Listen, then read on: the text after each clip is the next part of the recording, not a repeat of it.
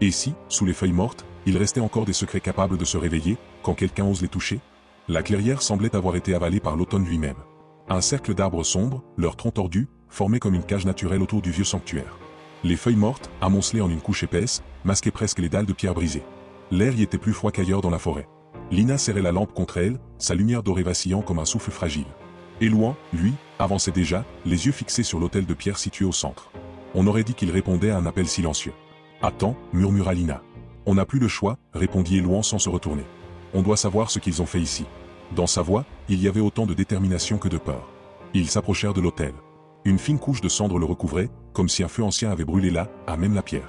Lina passa la main au-dessus du résidu gris, sans toucher. « C'est récent » souffla-t-elle. « Pas seulement récent » corrigea Elouan. « Regarde. » Il écarta délicatement la cendre.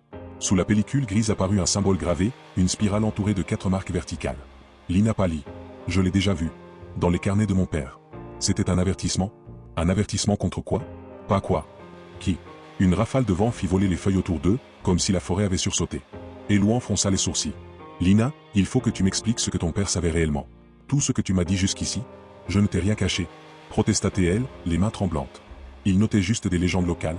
Non. Ce symbole n'a rien d'une légende. C'est un marquage. Un rite. Il posa la main sur l'autel. Ses doigts frôlèrent le centre de la spirale. Et soudain, une chaleur fulgurante remonta le long de son bras. Elouan. Recula Lina. Je vais bien. Je crois que, ça réagit à quelque chose. La pierre s'illumina d'une lueur rouge diffuse, comme si elle se réveillait après un très long sommeil. Lina fit un pas en arrière. On devrait partir. Maintenant. Non. Si ça s'active, c'est que quelqu'un l'a fait récemment. Peut-être qu'on peut comprendre ce qu'il prépare. Un craquement sourd retentit derrière eux. Les deux se figèrent.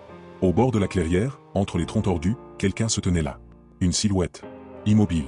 Trop grande. Trop silencieuse. Le cœur de Lina se serra. Elouan, ce n'est pas un animal.